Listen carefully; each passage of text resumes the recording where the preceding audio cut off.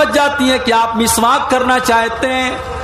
اما عائشہ مسواک کو لے لیتی ہیں اور اپنے دانتوں سے مسواک کو نرم کرتی ہیں اور وہ مسواک اللہ کے نبی کو ہاتھوں میں دے دیتی ہیں. اللہ کے آخری نبی مسواک کرتے ہیں اور بڑے بہترین طریقے سے آپ مسواک کرتے ہیں. اور اما عائشہ کا لعاب، اما عائشہ کا تھوک اللہ کے نبی کے تھوک کے ساتھ اس طریقے سے مل جاتا ہے. اور اس سے علماء نے یہ مسئلہ بھی نکالا ہے کہ جب کسی کو یہ احساس ہو جائے کہ اس کا آخری ٹائم ہے تو وہ مسواک کر لے، وہ اپنا منہ صاف کر لے تاکہ اللہ تعالیٰ کیا اس حال میں جائے کہ اس کا منہ صاف ہو. آپ نے مسواک کیا. مسواک کرنے کے بعد آپ کے اوپر موت کی سختیاں آنے لگی. آپ کی پیشانی پر پسینے کی بوندیں چمکنے لگی. آپ کے اوپر تکلیف کے آثار نظر آنے لگے. آپ بے چین ہونے لگے. آپ کے بغل میں ایک پیالہ رکھا ہوا تھا، پیالے میں پانی تھا. آپ بار بار پانی اپنے چہرے پر ڈالتے تھے اور کہتے تھے اللہم اعنی علی سکرات الموت، اللہم اعنی علی سکرات الموت. اے اللہ تو موت کی سختیوں پر میری مدد فرما. اے اللہ تو موت کی سختیوں پر میری مدد فرما. اما عائشہ فرماتی ہیں اس کے پہلے میں موت کی سختیوں کو ناپسند کرتی تھی، مگر جب میں نے اپنے نبی کے اوپر بھی موت کی سختیاں دیکھی تو اس کے بعد میں سمجھ گئی کہ موت کی سختیاں تو کسی کے اوپر بھی آ سکتی ہیں. اللہ کے نبی کے اوپر بھی موت کی سختیاں. میرے پیارے ساتھیوں، آپ نے آسمان کی طرف اپنے ہاتھ اٹھائے اور آپ نے فرمایا اللہم اغفر لی ورحمنی. اے اللہ تو مجھے معاف فرما دے، اے اللہ تو میرے اوپر رحم فرما. اس کے بعد آپ نے فرمایا اللہم الحقنی بالرفیق الاعلی، اللہم الحقنی بالرفیق الاعلی، اللہم الحقنی بالرفیق الاعلی. اے اللہ تو رفیق اعلیٰ کے ساتھ مجھے ملا دے، تو اپنے نبیوں کے ساتھ مجھے ملا دے، تو اپنے نیک بندوں میں مجھے ملا دے. اتنا کہنے کے بعد اللہ کے نبی کا ہاتھ دھیرے دھیرے زمین پر آ گیا اور آپ کی روح آپ کے بدن سے نکل گئی اور آپ کا انتقال ہو گیا. میرے پیارے ساتھیوں، موت کا یہ منظر اللہ کے پیارے نبی کو بھی دیکھنا. آپ کی بیٹی فاطمہ جو اس موقع پر موجود تھی، ان کی آنکھوں میں آنسو بہ رہے تھے اور وہ کہہ رہی تھی یا ابتا، ہائے میرے ابا جان، من جنت الفردوس ماوا، میرے ابا جان کا ٹھکانہ تو جنت الفردوس ہے. الا جبریل ننعا، اے جبریل ہم تمہیں اپنے باپ کی موت کی خبر دے رہے ہیں. اجاب ربا دعا، میرے ابا نے اپنے رب کی دعوت کو قبول کر لیا. میرے ابا تو اپنے رب کے پاس چلے گئے، میرے بابا تو اپنے رب کے پاس چلے گئے. آپ کی بیٹی کی آنکھوں سے آنسو بہ رہے. موت کا وہ منظر دیکھ کر کے صحابہ کرام بے چین ہو گئے، بے قرار ہو گئے.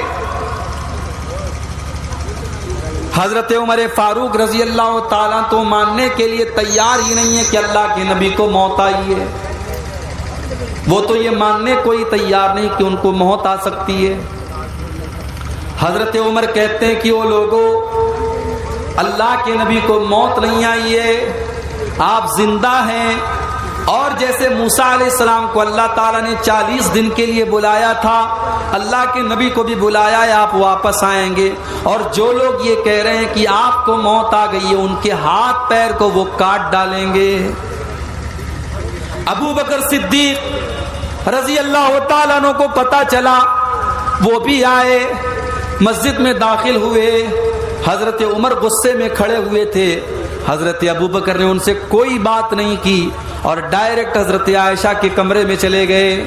جب حضرت عائشہ کے کمرے میں گئے، سامنے اللہ کے نبی کی ڈیڈ باڈی ہے، اللہ کے نبی کا جسم اطہر ہے، آپ کی باڈی ہے، آپ کا شریر ہے، آپ کا جسم مبارک ہے.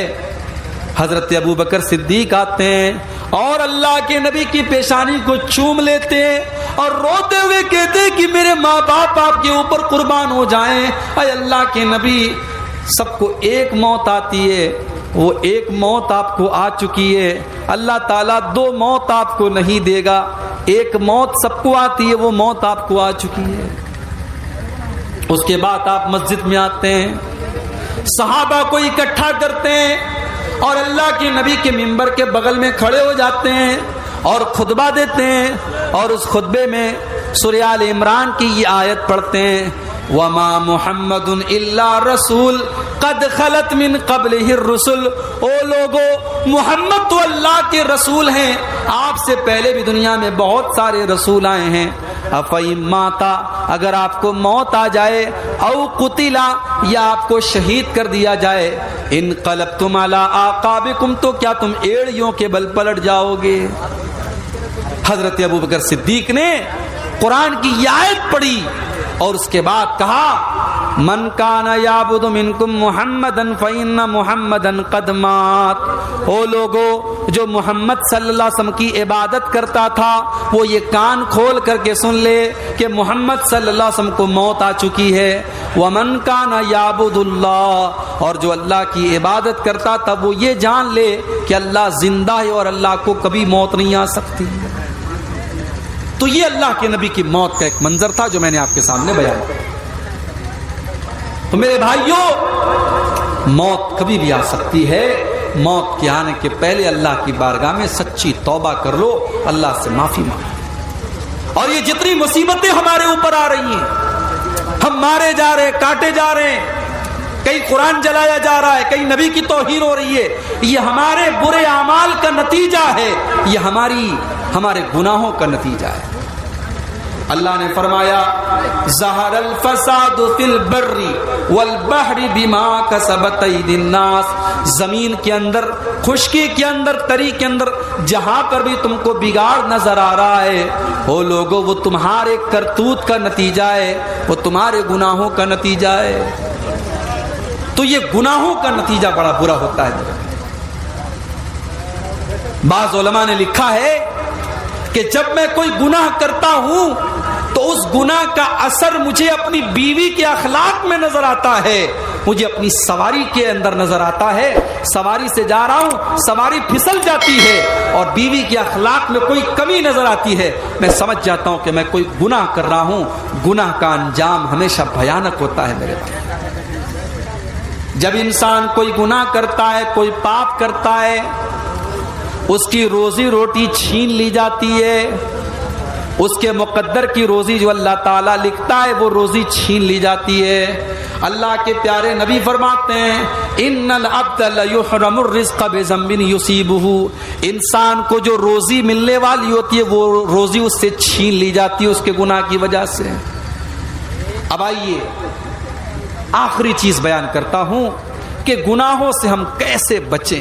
آپ نے گناہ کے بارے میں سن لیا, گناہ کے بھیانک انجام کے بارے میں سن لیا. اب آخری پوائنٹ پر ہم تھوڑی دیر بات کر کے بات ختم کریں گے, کیونکہ اب میں سمجھ رہا ہوں 3 بج چکے ہیں, اب آپ بھی جانے کے موڈ میں ہیں. بس اس کو تھوڑا سا آپ سمجھ لیجئے کہ گناہ سے بچیں گے ہم اور آپ کیسے. آپ نے دیکھا ہوگا